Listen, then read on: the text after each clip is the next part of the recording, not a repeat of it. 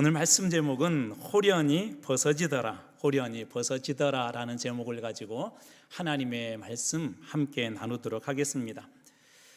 교회 역사에서 위기와 핍박 그리고 고난이 없었던 때는 사실 거의 없었습니다. 아이러니하게도 위기와 핍박, 고난 등이 없었을 때에는 교회가 평안히 보이고 잘 되는 것 같았지만 오히려 그 안에는 교회의 타락함들이 많이 있음을 봅니다. 대표적인 본보기가 중세 그 교회인데요. 교회에는 재산도 많이 있었고 또 힘도 있었죠. 그러나 교회는 타락했고 성직자들도 타락했습니다. 복음보다는 개인의 영화와 성공만이 교회의 주된 목적이었습니다. 그러나 반대로 교회가 위기 속에 있었을 때는 교회는 더욱더 빛이 났습니다. 교회는 기도했고 오히려 말씀을 가지고 핍박하는 그 세상을 향해 들어갔습니다. 오늘 본문 역시 그러한 배경에서 말씀을 보려 하는데요. 오늘 본문이 주는 의미를 살펴보려고 하면 이 앞뒤의 그 내용들을 좀 볼 필요가 있습니다. 앞부분에서는 안디옥 교회, 이방 지역이었었고 이방인들의 그 교회가 큰 부흥이 일어났었는데요. 앞에 살펴봤던 것처럼 스데반의 일로 흩어졌던 사람들이 있었고 그 중에 구브로, 오늘날의 사이프러스 혹은 시프러스라고 하는데 키프루스라고도 부르는데 그 구브로 사람과 구레네 사람 몇 사람이 이 안디옥 지역, 시리아의 안디옥에 이르렀을 때 그곳에 있는 이방인들에게도 복음을 전합니다. 이방인들에게도. 그러자 놀라운 일들이 그 지역에도 일어났습니다. 많은 이방인들이 예수를 믿게 된 것이죠. 예루살렘 교회는 이 소식을 듣고 너무나도 기뻐서 바나바를 안디옥 교회로 파송을 하고 이 안디옥에서 바나바는 사울, 나중에 우리가 바울이라고 하는데 이 사울을 불러서 1년 동안 열심히 말씀을 가르치기 시작했습니다. 그 결과 안디옥 교회 성도들의 믿음이 성장했고 교회가 폭발적으로 외적으로도 그렇고 영적으로도 그렇고 성장하기 시작했습니다. 거기에다가 이 수리아 안디옥에서 예수를 믿는 사람들을 많은 사람들이 이렇게 부르기 시작했어요. 그리스도인. 예수 믿는 사람을 우리가 그리스도인이라고 하잖아요. 그렇게 부르기 시작했습니다. 처음으로 그리스도인이라는 명칭이 붙게 되었는데 그 의미는 그리스도, 예수를 믿고 그분의 가르침을 따라 그대로 살아내는 사람들. 그러니까 그냥 단순히 가르침만 듣고 모임이 중요한 게 아니라 그대로 그 사람들이 살아내는 걸 보고 저 사람들을 그리스도인이라고 사람들이 그렇게 부르기 시작했다는 것입니다. 다시 말해서 안디옥 교회의 성도들은 하나님의 말씀을 열심히 배우고 그리고 그 말씀대로 살아냈던 것입니다. 안디옥 교회의 이 부흥이 한창일 무렵 예루살렘 교회는 여러 가지 이유로 좀 힘이 들었어요. 이 소식을 들은 안디옥 교회가 이 바울과 그리고 이 바나바 두 사람을 예루살렘 교회로 이렇게 파송을 하는데 그냥 보내는 것이 아니라 거꾸로 이제 역파송하는 것이죠. 구제헌금을 모아서 이 두 사람에게 예루살렘 교회로 보냅니다. 우리는 지난 시간에 바로 이 내용을 마지막 부분에 보았어요. 11장 30절, 오늘 우리가 읽었던 12장 1절의 바로 앞절 말씀입니다. 이를 행하여 바나바와 사울의 손으로 장로들에게 보내니라. 예루살렘 교회가 힘들다는 이야기를 듣고 두 사람 바나바와 사울의 손으로 장로들 예루살렘 교회에 보냈다라고 그렇게 지난 시간에 말씀이 끝이 났습니다. 그리고 오늘 우리가 읽었던 본문의 말씀도 마지막 25절은 이렇게 끝이 나죠. 바나바와 사울이 부조하는 일을 마치고 가서 봉사하는 일, 헌금 전단하는 일을 마치고 마가라고 하는 요한을 데리고 예루살렘에서 제가 첨가해 볼게요. 예루살렘에서 안디옥으로 돌아오니라. 그러니까 11장 30절 마지막 절에서는 갔다 그렇게 되어 있고 오늘 말씀은 이제 두 사람이 돌아왔다 그렇게 되어 있고 그 중간에 이 있었던 일, 가서 예루살렘에서 어떤 일이 일어났는지에 대한 이야기가 오늘 12장 전체에 관한 그런 말씀입니다. 이 본문의 말씀에는 몇 가지 사건들이 등장하는데요.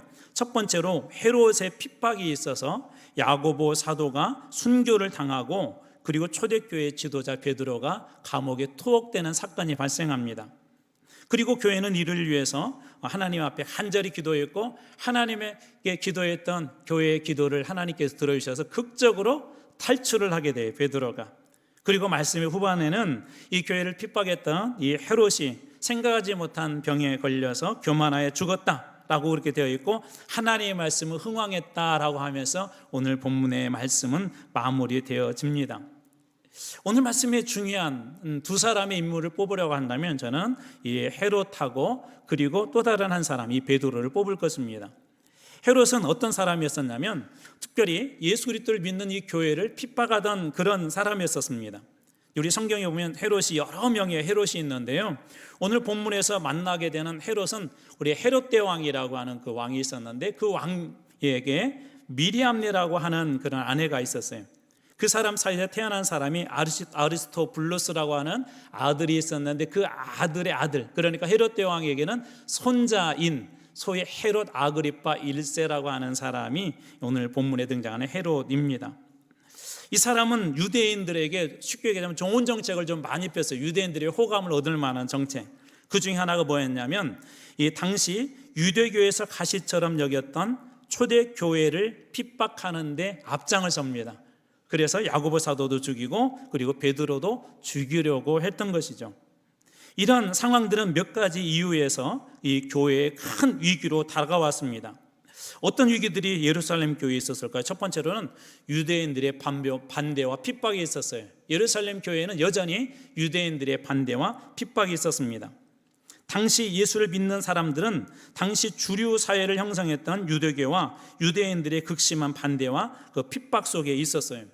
로마의 지배 속에 있었지만 이 종교, 특별히 종교 부분에 대해서 그 많은 것들을 힘을 이 유대사회 지도자들이 가지고 있었는데 대표적으로 산헤드린을 포함하여서 바리새인, 사두개인, 제사장과 같은 사람들이 이스라엘 대해서 이 종교적인 부분에 대해서는 엄청난 힘을 가지고 자신들의 영향력을 행사하던 그런 때였었죠. 그래서 예수님도 그 힘을 가지고 십자가에 못 박도록 로마 정부를 압박했던 것입니다. 그렇기 때문에 예수님을 십자가에 못 박아 죽였던 그 사람들의 그 힘을 가지고 초대교회의 사도들, 우리 제자들을 핍박하는 일들은 그렇게 어려운 일들이 아니었습니다. 그래서 예루살렘 교회에 있었던 첫 번째 위험은 뭐냐면 유대인들과 그들의 핍박이었어요. 그리고 두 번째로는 오늘 본문에서 나오게 된 바로 이 헤롯의 핍박인데요, 그는 상당한 권세가 있었는데 어느 정도 권세가 있었냐면 바로 사람들을 죽여 사형해도 돼라고 하는 사형권에 대한 그런 것들이 있었어요. 그래서 헤롯이 얼마나 힘이 있는지 잘 알려주는 말씀이 오늘 본문에도 등장합니다. 오늘 말씀의 1절입니다. 그때 헤롯 왕이 손을 들어 교회 중에서 몇 사람을 해하려 했다라고 1절 말씀이 시작하는데, 그때 앞에서 설명드린 것처럼 안디옥 교회가 막 부흥을 하고, 그래서 안디옥 교회가 예루살렘 교회 어렵다는 그 이야기를 듣고 예루살렘 교회에 두 사람을 보내서 봉사하는 일, 또 섬기는 일, 그렇게 하고 있었을 그때 당시에 이런 일이 일어났다는 거예요. 헤롯 왕이 손을 들었다라고 하는데 여기서 손이라는 말이요, 손이라는 말이 헬라어로 케이르라고 하는데 문자적으로 손이지만 상징적인 의미로는 힘, 권세 혹은 군대로도 그렇게 번역할 수가 있습니다. 다시 말해서 헤롯 왕이 자신의 힘을 가지고, 자신의 권세를 가지고, 자신이 가지고 있는 그 군대를 가지고 교회 중 몇 사람을 해하려 하였다라고 그렇게 의역을 해봐도 괜찮습니다. 성경에는 구약과 신약에도 이 손에 대해서 그렇게 표현하는 장면들이 여러 곳 등장하는데요, 예를 들면 사도행전 9장 41절에 보면 베드로가 손을 내밀어 일으켰다라고 하는 한 여자를 일으킨 그 사건에 손을 내밀었다 그렇게 표현하고요, 또 누가복음 1장 26절에도 보면 아기 예수 그리스도에 대해서 마지막 후반에 주의 손이 그와 함께 하셨다, 주의 권능이, 주의 권세가, 주의 보호하심이 함께 하셨다, 그렇게 보셔도 괜찮습니다. 그리고 사도행전 11장 21절에도 보면 주의 손이 그들과 함께 하심에 수많은 사람이 믿고 죽게 돌아왔다라고 말씀이 되어 있는데 여기서 주의 손이, 주의 권능이 함께 했다라고 번역하셔도 괜찮습니다. 다시 말해서 헤롯 왕이 손을 들었다라는 표현은 자신이 가지고 있는 힘과 능력, 그 권세를 교회에 행사했다라는 의미인 것이죠. 바로 이러한 헤롯의 권세가 두 번째 교회를 위협하고 있었습니다. 그리고 야고보 사도를 죽였고 오늘은 이제 베드로 사도를 죽이려고 감옥에 가두어 버리기까지 합니다. 왜 이 헤롯은 베드로를 감옥에 가두었을까요? 오늘 말씀의 3절입니다. 유대인들이 이 일을 기뻐하는 것을 보고 베드로도 잡으려 할세 때는 무교절 기간이라. 이 일을 기뻐한다라고 되어 있는데 유대인들이 이 일을 기뻐한 건 뭐냐면 바로 야고보 사도를 갖다가 죽인 사건이에요. 이건 사실 좀 기뻐할 일은 아니잖아요. 근데 유대인들은 되게 기뻐했어요. 왜냐하면 본인들이 그렇게 미워하고 또 저주했던 예수 믿는 사람들, 그 중에서도 초대교회 영향력 있는 한 야고보 사도의 그런 죽음을 보고는 야, 이제 헤롯이 우리 편이기 때문에 저 사람들이 다 끝났어 하고 되게 기뻐했다는 거예요. 유대인들이 그래서 야고보 사도를 죽인 걸 보고 기뻐하였기 때문에 이것을 보고 있었던 헤롯의 입장에서는 조금 더 환심을 좀 사고 싶었어요. 그래서 야고보 사도보다도 훨씬 더 영향력 있는 베드로를 잡아서 이제는 죽이자고 베드로를 잡은 것이죠. 이 일은 헤롯에게 얼마나 중요했는지 베드로를 잡아서 감옥에 투옥시킨 이후에도 옥에 가둘 때 무려 16명의 군인이 지키게 합니다. 4명씩 4개 조로 나누어서 철통같이 지키게 해요. 헤롯은 베드로를 처형하기 위해서 준비하고 있었고 드디어 내일이면 베드로를 처형하려고 이제 이 저녁만 지나게 되면 베드로의 목숨도 끝이 나는 것입니다. 당연히 이 사형 전날이었기 때문에 이 경비는 훨씬 더 삼엄했겠죠. 베드로의 좌우에 오늘 말씀에 보면 2명의 군인도 있었다. 이 감옥 안에 가두어 놓고도 좌우에 2명의 군인이 있었고요. 쇠사슬로 2손과 2발을 꼭꼭 묶었다. 그 정도로 이 철통같이 베드로를 빠져나가지 못하도록 지키고 있었습니다. 이 밤이 지나게 되면 베드로는 순교당할 수밖에 없고 초대교회는 어떤 위기가 올지 알 수 없는 그런 풍전등화와 같은 일이 지금 교회와 베드로에게 일어나고 있는 것입니다. 이때 교회는 이 일에 대해서 얼마나 위급한 일인지 교회도 알고 있었고 이때 교회가 했던 아주 중요한 한 가지 일이 있습니다.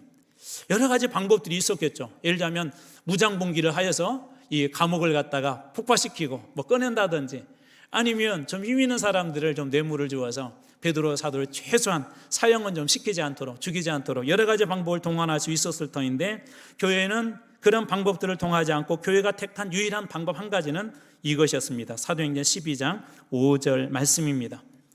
이 베드로는 옥에 갇혔고 교회는 그를 위하여 간절히 하나님께 기도하더라. 2가지 대비되고 있는데요. 이에 베드로는 옥에 갇혔다. 이제 교회의 절망이 점차적으로 다가와 있는 그런 한 그림이 있는가 하면 한쪽 그림에서는 교회는 이를 위하여 베드로가 옥에 갇힌 이 사실을 놓고 하나님 앞에 그냥 기도했다가 아니라 간절히 기도했다라고 그렇게 이야기합니다. 중요한 일인데 교회는 왜 기도했을까요? 그만큼 기도가 복음을 전하는 일에 있어서 그리고 교회 안에 어떤 문제를 해결하는데 얼마나 중요한지 교회와 사도들은 잘 알고 있었기 때문에 그렇습니다. 그래서 다른 방법으로 이 문제를 풀지 않고 최고의 교회가 택한 최고의 좋은 방법은 기도다라고 그렇게 기도를 하나님 앞에 드렸던 것이죠. 그리고 그때 하나님은 어떻게 하셨습니까? 오늘 말씀해 보면 천사를 보내셨고 하나님의 도우심으로 베드로는 천사를 통해 감옥을 엑소도스, 마치 이스라엘 백성들이 출애굽한 것처럼 이 베드로는 교회 대표이기 때문에 그 감옥을 엑소도스 하게 되죠. 교회는 기도했고 하나님은 천사를 보내 베드로를 살려주신 것입니다. 자, 그렇다면 오늘 본문에서 예루살렘 교회 안에서 일어난 이 일들이 우리들 그리고 초대교회에 어떤 의미가 있는지를 이제 한번 살펴보려고 합니다. 교회에 일어난 이 핍박 그리고 이 모든 것들은 이 첫 번째 주는 가장 중요한 의미는 뭐냐면 선교의 예고편이라는 거예요. 선교의 예고편. 무슨 얘기냐면요, 앞으로 선교하고 복음을 전하는 곳에는 이러한 어려움들, 갇히고 때로는 죽을 수도 있다는 이런 어려움이 있다는 예고편을 보여주신 것입니다. 예루살렘에서 이와 같은 일들이 있었을 때 우리는 한 가지 추정해 볼 수가 있어요. 오늘 본문에 보면 이 사울과 바나바의 이름이 구체적으로 등장하지 않거든요. 11장 30절에서 가서 갔다, 그리고 마지막 12장 25절에서 예루살렘에 돌아왔다 그러잖아요. 우리는 추정해 볼 수 있는 게 하나가 있어요. 그건 뭐냐면 그때 당시에 예루살렘에 이 2명의 사람들도 이 사도도 있었을 거예요. 바나바도 사울도 바울도 그곳에 있었을 것입니다. 부조하는 일로 예루살렘에 갔고, 그리고 예루살렘에 일어난 상황들을 그들의 눈으로 계속 보고 있었을 것이고, 어쩌면 기도하는 그 자리에 있었을지도 모르겠습니다. 분명한 사실은 최소한 직접 눈으로 목격하지 않았어도 예루살렘 내에서 이 상황들을 이 두 사람은 인지하고 있었을 것입니다. 어떤 일들이 특별히 가장 충격적으로 다가왔을까요? 12장 2절에 보면 요한의 형제 야고보를 칼로 죽였다. 야고보 사도가 순교를 당한 이 일들, 참수를 한 거죠. 참수. 이 엄청난 이 저주받은 그런 사건이 한 교회 안에서, 그리고 교회의 한 사도가 그렇게 죽임을 당한 것입니다. 짧지만 강력한 메시지를 준 야고보의 죽음과 초대교회 베드로의 투옥 사건은 복음을 전하는 사람들에게 어떤 의미로 다가올까? 야, 우리가 이렇게 예수 믿다가는 죽겠다. 이렇게 예수 전하다가 우리도 저 야고보 사도처럼, 저 베드로 사도처럼 감옥에 갇히는 것 아니야라고 어쩌면 그런 위기의식으로, 위험 요인으로 다가올 수도 있었을 것입니다. 그런데 거기서 끝나지 아니하고 이 훗날 사도 바울은 이 사건을 미리 경험하게 됨으로써 선교하는 그 일들이 결코 쉽지 않고, 또 선교하는 그 일에서 자신도 그런 일을 당할 거라는 것을 어느 정도 예상을 했을 것입니다. 그러나 또 거기서 끝나지 않습니다. 동시에 하나님의 놀라운 기적도 이 선교 현장에 일어난다는 것을 이 두 사람은 목격했을 거예요. 그리고 이제 13장부터는 이제 본격적으로 이 바나바와 바울이 선교를 하기 시작하는데, 이 선교하는 일들을 어렵고 힘들지만 그곳에는 하나님의 역사가 있어, 하나님의 기적이 있어. 그래서 이 어려운 일들을 예고편이지만 또 기적이 있음을 알고 헤쳐나갈 수 있는 중요한 그런 키워드 같은 그런 곳을 만난 것이 바로 이 본문이라는 것이죠. 오늘날 그리스도인들도 복음을 전하는 일은 쉽지 않습니다. 그럼에도 복음을 전하는 이유는 복음을 통하여서만이, 하나님께서 복음을 통해서만이 영혼을 구원하기 때문에 이 복음은 멈추어서는 안 될 것입니다. 때로는 거절당하고 외면당하고 비웃음 당하는 일들도 여전히 있을 것입니다. 여전히 어느 지역에서는, 어느 나라에서는 복음을 전하는 것 때문에 죽을 수도 있습니다. 그래도 전해야 될 것이 이 복음이라는 것입니다. 그래서 첫 번째로 본문이 주는 의미는 선교의 모든 현장에는 이런 위기와 위험이 있다. 그러나 동시에 하나님의 기적과 역사가 있음을 보여주는 예고편이라는 것이죠. 두 번째로는 순교와 핍박의 상황에서도 멈출 수 없는 것이 선교라는 거예요. 순교 핍박의 상황에서 하나님의 선교를 이들은 멈추지 않았죠. 우리 지난 시간에 선교의 주체는 누구라고 했죠? 하나님이시라고 그랬죠. 이 모든 선교의 주체는 누구냐면 우리 하나님이시죠. 우리가 아니에요. 우리는 그냥 순종하여서, 그것에 순종하여서 나아가면 됩니다. 지난 시간에 나눴던 것처럼 흩어진 사람들이 복음을 전하는 그 일을 당연하게 생각했어요. 핍박받아서, 복음 때문에 핍박받아서 흩어졌는데, 흩어진 곳에서도 복음을 전하는 것을 당연하게 생각했고, 또 그곳에서 하나님의 말씀을 나누고 함께 교제하는 그 일들을 이 성도들은 당연하게 생각했습니다. 성도들은 그런 상황에서도, 초대교회 성도들은 이 복음을 멈출 수 없었고 선교를 멈출 수가 없었습니다. 만약에 한번 이런 걸 상상해 보면 좀 비슷할 것 같아요. 심정지가 온 사람이 여러분 앞에 갑자기, 그런 분이 없다면 어떻게 해야 되죠? 자, 어쩌지? 막 큰일 났네. 그게 아니라 응급조치를 해야 되지 않겠습니까? 그럴 때 보통 그냥 한두 번 해서 끝나는 게 아니라 어느 때는 1분, 2분, 3분, 어느 때는 한 5분, 그리고 최소한 119가 올 때까지 열심히 그 심정지, 그 상태에서 풀려나도록 끊임없이 응급조치를 합니다. 가슴을 압박을 하죠. 복음이라는 것도 그런 것 같습니다. 예수를 전한다고 해서 한 사람이, 어떤 사람이 순식간에 나 예수 믿을게 하고 그 안에 예수의 생명이 들어가는 것이 아닙니다. 어느 때는 끊임없이 가서 두드려야 되고, 어느 때는 끊임없이 기도해 줘야 되고, 어느 때는 끊임없이 멸시를 당하면서도 가서 복음을 전해야 되는 것. 이 선교는 멈출 수 없는 일임을 오늘 본문의 말씀이 우리들에게 보여주고 있습니다. 서울 양화진에 가면 외국인 묘지가 있는데 그곳에 이름 없는 영아들의 무덤이 있습니다. 이름 없는 영아들, 태어나자마자 며칠 살지 못하고 죽은 아이들, 특별히 대부분 선교사님 자녀들이세요. 선교사님들이 자녀를 잃었어요. 우리나라에 와서 풍토병이라든지 또 부족한 의술 때문에 많은 자녀들을 잃고 그곳에 묻었는데도 이 조선 땅에서 이분들이 선교를 계속해 나갑니다. 조선에서 선교를 멈출 수가 없었던 것이죠. 평양신학교 교수로 활동했던 찰스 알렌 클라크, 우리는 곽알련이라고 알려진 선교사님이신데요, 이분은 40년 동안 우리 조선에서 헌신을 했지만 이 땅에서 사역을 통하여서 자녀를 3명을 잇따라 이렇게 하나님 나라에 먼저 보냈습니다. 첫째는 한국에 도착하여서 1년 정도 즈음에 낳았대요. 그런데 홍역으로 먼저 천국에 보냈어요. 둘째 아들은 버튼이라는 아들이었는데 1904년 홍역으로 역시 서울에 사망했고, 셋째 아들도 1905년 소화기 질환으로 생후 5달 만에 하나님의 품에 안겼답니다. 3 자녀를 선교하다가 이 땅에서 보낸 거예요. 아더 터너 성공의 선교사이기도 하고 주교이기도 하는데 그도 3 자녀를 모두 잃었습니다. 큰아이는 생후 2개월 만에, 둘째는 하룻밤을 넘기지 못하고 사망했고, 셋째 벤자민 터너는 5개월 만에 사망함으로 모두 양화진 한 켠에 쓸쓸하게 그의 자녀들이 묻혀 있습니다. 빈튼이라는 선교사도 1살, 4살, 6개월 된 그 자녀 그리고 아내까지도 먼저 보내야 했습니다. 이와 같은 일들은 오늘날에도 우리 선교사님들에게 일어나요. 우리 러시아에 가서도 제가 그런 선교사님들의 몇 곳을 이렇게 방문한 적이 있었는데, 복음을 전하다가 혹은 또 새벽에 기도하고 돌아오다가 강도들에게 죽임을 당했던 그런 선교사님도 계시고, 1987년도에 가나에 도착했던 이용학 선교사님이라는 분도 당시 6살 난 딸 이선한 양을 먼저 천국에 보내야 됐고, 정규준 선교사님은 2004년도에 인도네시아로 파송받았는데 선교를 하던 중에 2016년 그때 당시 아이가 6살 정도 처음에 갔었는데 18살 된 이제 아이가 많이 컸죠.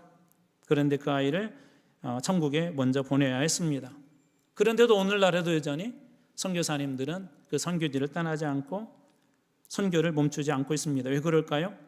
선교 복음만이 생명을 주는 유일한 통로이기 때문에 그렇습니다. 사람을 살릴 수 있는 유일한 방법이 있다면 그걸 누가 포기하겠습니까? 여러분들이 엄마로서, 아빠로서, 어머니로서, 아버지로서 자녀를 살릴 수 있는 유일한 방법이 있다면 그 방법을 포기할 사람은 아무도 없을 것입니다. 내 한쪽 팔이 떨어져 나가고 내 한쪽 다리가 떨어져 나가고 심지어 내 몸이 2 동강이 난다 할지라도 그것이 유일한 방법이라면 자녀를 살리는데 그 유일한 방법을 어느 누구도 포기하지 않을 것입니다. 초대교회가 사람을 살리는데 이 선교하는 일을 멈추지 않았던 중요한 이유는 선교, 복음을 통하여서 그렇게 영혼을 살리기 때문에 교회는 멈추지 않았던 것이죠. 그리고 3번째로 오늘 말씀해 주는 중요한 의미는 선교, 복음을 전하는 일은 낙심할 일들이 많이 있지만 그래도 우리가 해야 될 중요한 한 가지, 끝까지 포기해서는 안 되는 일, 선교가 블로킹당하고 끊임없이 핍박이 오고 심지어 우리 목숨까지 위협한다 할지라도 그래도 교회가 마지막까지 놓지 말아야 될 것은 기도라는 것을 우리에게 가르쳐 줍니다. 사탄이 가장 싫어하는 것이 있어요. 그것은 뭘까요? 기도입니다. 성도들의 기도입니다. 기도는 그대로 하나님께 들려 올려가기 때문에 사탄은 무엇보다도 그것을 싫어합니다. 선교하는 일에 기도를 뺀다는 것은 선교를 포기하는 것하고 똑같습니다. 선교사가 오늘날 우리 그리스도인들이 복음을 전하고 선교를 한다고 하는데 기도를 빼먹는다는 것은 나는 선교 힘없이 하겠다는 것하고 똑같다는 거예요. 다시 말해서 기도 없이 선교한다는 것은 선교를 포기하는 것하고 똑같습니다. 교회가 살아나는 것, 새 생명을 불어넣는 것 어디였을까요? 바로 기도입니다. 주님은 뭐라고 말씀하시죠? 부르짖으라 그러면 내가 건져줄 것이다. 부르짖으라 그러면 문이 열릴 것이다. 부르짖으라 그러면 살 길이 보일 것이다. 주님 분명하게 우리에게 기도를 통하여서 여러 가지 살 수 있는 그런 길들을 보여주지 않습니까? 선교의 현장 역시도 여러분 마찬가지입니다.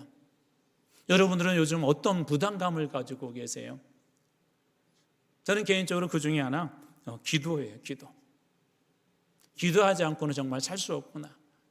여러분 말씀드린 것처럼 우리가 건강한 것 같아도 아무리 건강한 사람도요, 예를 들어서 어느 혈관, 아주 작은 혈관 하나만 바뀌어도 우리 몸은 그 순간에 굳어버립니다. 움직일 수 없습니다. 건강도 하나님께서 책임져 주셔야 합니다. 우리의 자녀들도 마찬가지입니다. 하물며 복음을 전하는 일, 이 영적 정전터에서 복음의 최전방에 서 있는 교회가 기도하는 일을 다 놓아버리게 된다면 여러분 이 선교는 어떻게 힘있게 이 땅 속에 파고들 수 있을까요? 저는 이번에 우리 새희망교회에서 우리 광주 지역에 있는 한 670여 교회, 물론 모든 교회들이 다 참여하지는 않을 것입니다. 그 중에는 개척교회도 있고 또 작은 교회들도 있고 또 단일 기도를 하지만 모든 교회들이 다 관심을 가지고 그곳에 오는 건 아닙니다. 그러나 그럼에도 불구하고 우리 광주 지역에 있는 교회들이 함께 연합하여서 하나님 앞에 기도한다는데 저는 아주 중요한 의미를 부여하고 싶습니다. 왜냐하면 여러분 아시겠지만 요즘은 우리 교회들도 다 개교회주의예요. 우리 교회만 부흥했으면 됐지 뭐 옆에 교회 신경 쓰지 않습니다. 옆에 교회가 어려워지고 문을 닫아가고 이 재정의 문제 때문에, 교회 문제 때문에 힘들고 어려울 때 교회가 교회를 되돌아보지 않습니다. 여러분의 형제가 죽어가는데 되돌아보지 않을 사람이 어디가 있겠어요? 그런데 이상하게 다는 아니지만 우리 안에 그런 모습들이 종종 있다는 것이에요. 그런데 이 다니엘 기도회가 저는 중요한 이유가 교파를 초월하고 교회를 초월하고 힘들고 어렵지만 우리 함께 모여서 우리 광주 지역의 선교를 위해서, 복음을 위해서 기도해보자 하는 이거 하나만 가지고도 저는 하나님께서 너무 기뻐하실 것 같습니다. 그런 마음 하나만 가지고 교회가 모여서 같이 찬양하고 나 자신의 유익이 아니라 광주 지역에, 우리 지역에 복음을 위해서, 선교를 위해서, 예수를 믿지 않는 영혼들을 위해서 함께 기도한다는 그 자체를 하나님께서는 정말 기뻐하실 것 같아요. 우리는 보통 어떤 걸 기도하죠? 우리 자신을 위해서 기도하지 않습니까? 우리 자신의 영화를 위해서 기도하지 않습니까? 그런데 영혼을 위해서, 지역의 복음을 위해서 하나님께서 교회가 맡겨진 선교를 위해서 교회가 기도한다면 얼마나 주님께서는 기뻐하실까요? 오늘 본문의 말씀에 교회가 기도했던 것도 그런 것 아닙니까? 베드로는 철저하게 군인들에게 감시를 당하고 감옥 안에 묶여 있었습니다. 죄사슬에 매여 있었습니다. 베드로는 한 사람이지만 베드로는 교회의 대표입니다. 어떻게 보면 영적으로 교회가 그런 상태에 있었다는 것이죠. 유대인들로부터, 로마의 정부로부터 감시를 당하고 묶여 있었던 그 교회는 어떻게 이 감옥과 같은 곳에서 탈출할 수 있었을까요? 그곳에서, 이런 상황에서 교회가 했던 것은 기도 아닙니까? 그리고 기도하는 순간 어떤 일이 일어났습니까? 저는 오늘 이 말씀 읽을 때 여러분의 삶에도 이 말씀 그대로 일어나길 축복합니다. 7절 말씀을 같이 한번 읽겠습니다. 7절 말씀 같이 한번 읽습니다. 자, 시작. 호련히 주의 사자가 나타나며 옥중의 광채가 빛나며 또 베드로의 옆구리를 쳐 깨워 이르시되 깊이 일어나라 하니 쇠사슬이 그 손에서 벗어지더라. 쇠사슬이 그 손에서 벗어지더라. 호련히 주의 사자가 나타났다. 기도했을 때 호련히 주의 사자가 나타났대요. 그리고 이 천사가 베드로의 옆구리를 쳐서 깨워 이르되 급히 일어나라, 그렇게 이야기했대요. 그리고 쇠사슬이 그 손에서 벗어졌다라고 오늘 말씀은 그렇게 이야기합니다. 기도는 이처럼 하나님의 역사가 나타나고 잠자는 우리의 신앙을 깨우고 우리를 묶고 있는 모든 것들을 다 벗어지게 하는 그 힘이 기도에게 있습니다. 오늘 우리 교회에도 묶고 있는 것들이 있어요. 우리로 하여금 하나님께 주신 은혜들을 다 누리지 못하도록 사단이 거짓으로 우리를 묶어버린 그런 것들이 있습니다. 우리 가정에도 있습니다. 그것이 여러분의 자녀일 수도 있고 여러분의 사업일 수도 있고 여러분의 어떤 관계일 수도 있습니다. 그런데 어떻게 이 일들이 일어났다고요? 초대교회가 함께 모여서 기도할 때, 그리고 호련이라고 되어 있지만 저는 이것을 호련이라고 그렇게 읽고 싶지 않습니다. 하나님께서 계획적으로 이렇게 개입하신 거예요. 적극 개입하신 거예요.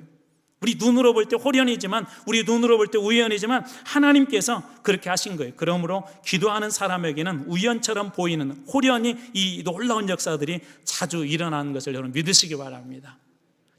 여러분들이 기도하고 하나님 앞에 나갈 때 여러분의 역사에도 호련히 벗어지는 그런 일들이 많이 일어나요. 주님으로 축원합니다. 우리를 묶고 있었던 것 도저히 풀려날 수 없는 것, 이제 내일이면 다 끝날 것 같은 절망적인 상황도 이 기도를 통해서 호련히 벗어진 것이죠.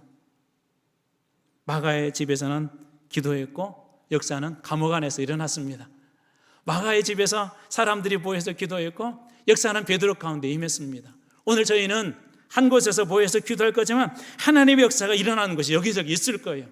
우리는 이곳에서 기도했지만 어떤 사람의 육체가 나을 수도 있고요. 우리는 이곳에서 기도했지만 어떤 사람의 삶이 변화될 수도 있고, 우리는 이곳에서 기도했지만 한 사람의 영혼이 믿고 돌아오는 놀라운 일들도 일어날 수 있을 것입니다.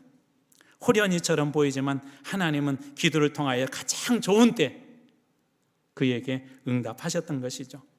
우연처럼 보였지만 적절한 때 하나님께서 기도에 응답하셨습니다.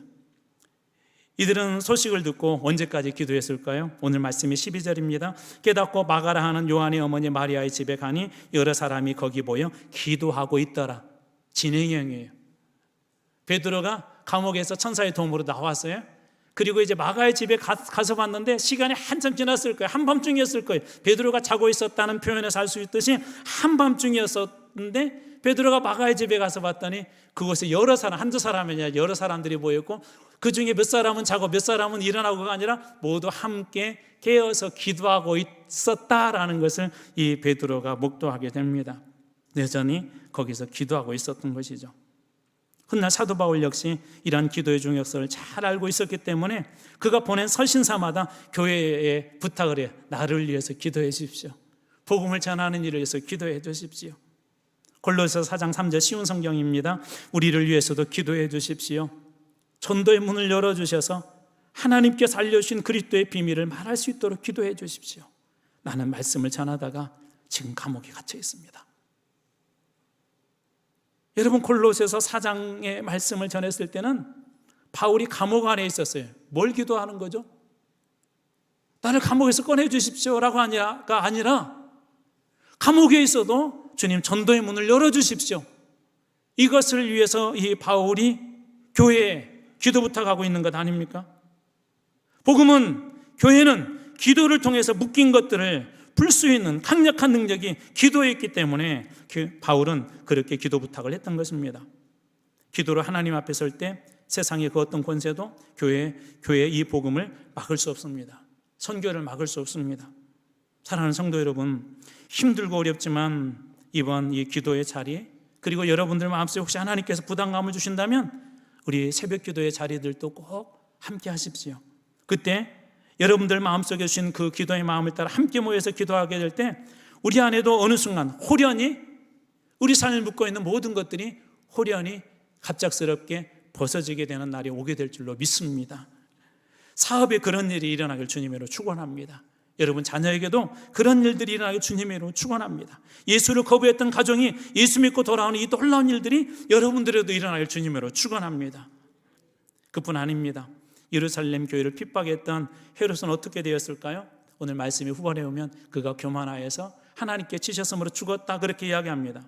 반면 헤롯과 유대인들은 이제 위축된 반면 교회는 어떻게 됐습니까? 복음은 어떻게 됐습니까? 선교는 어떻게 됐습니까? 하나님의 말씀은 어떻게 되었습니까? 오늘 말씀의 24절입니다. 이 말씀도 같이 한번 읽어보겠습니다. 같이 읽습니다. 시작. 하나님의 말씀은 흥왕하여 더하더라. 아멘.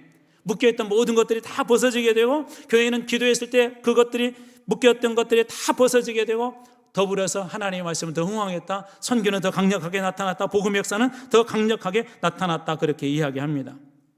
사랑하는 성도 여러분, 오늘 우리에게도 베드로가 갇혔던 감옥들이 있습니다. 다양한 형태로 묶여 있습니다. 그 중에 하나는 고정관념이라는 것도 있습니다. 전도는 끝나서, 교회는 끝나서, 우리 남편은 한대, 우리 자식들은 한대, 우리 이웃은 한대 라고 하는 그런 것들이 있습니다. 아닙니다. 기도하는 사람, 교회는 여러분 결코 끝나지 않습니다. 기도하는 사람이 있는 한 하나님의 선교는 결코 끝나지 않습니다. 기도하는 사람이 있는 한 그 지역에 복음의 역사는 결코 멈추지 않습니다. 기도할 때 이 모든 것들이 다 깨어집니다. 여러분 예배는 어떻습니까? 가족구는 어떻습니까? 힘들다고 합니다. 그러나 기도하는 사람에게는 호련히 벗어지는 그런 일들이 수시로 일어나게 될 것입니다. 함께 모여서 기도하는 사람들에게는 하나님의 역사들이 우연처럼 보이지만 수시로 일어나게 될 것입니다. 병에서 벗어날 것입니다. 죄에서 벗어날 것입니다. 정신질환에서 벗어날 것입니다. 물질의 문제에서 벗어날 것입니다. 부정적인 생각에서 벗어날 것입니다. 교회는 안 돼라고 하는 이런 생각들에서 다 벗어나게 될 것입니다. 저는 그때 여러분들 삶 속에서도 하나님의 역사가 호련히 나타나서 여러분의 삶을 뒤엎고 있는, 붙잡고 있는 그 모든 것들이 다 벗어지길 주님으로 축원합니다. 오늘 저희 중에도 그런 분들이 계십니다. 그것이 정신적인 문제든 물질적인 문제든 아니면 가족 간의 문제든 또 교회 안에서 관계의 문제든 이런 게 묶여있는 분들이 계십니다. 저는 이번 우리 원대의 단일 기도에도 그렇고 여러분들이 쌓는 기도의 재단을 통하여서 묶었던 그 모든 것들이 이 여름에 저 뜨거운 태양볕에 다 이 녹아져 내린 것처럼 얼음이 깨끗이 녹아져 내려서 그 차가움이 사라지는 것처럼 여러분들이 기도할 때 여러분의 삶 속에서도 그와 같은 역사들이 일어날 줄로 믿습니다. 그때 하나님의 말씀은 흥왕하여 더해지더라. 여러분의 삶 속에 이 간증이 이제는 그냥 성경에 있는 글이 아니라 여러분들이 묵도하고 경험하고 또 그 간증을 통해 하나님 앞에 찬양하는 이 땅을 덮고 있는 모든 것들이 복음을 통해서 완전히 벗어지고 새로워지는 그 역사들을 이 여름에 특별히 또 오늘 기도를 통하여 다 경험하게 되는 여러분들 다 되실 줄로 믿습니다. 여러분 삶에도 호련히 벗어지더라. 이 역사가 임하길 주님으로 축원합니다.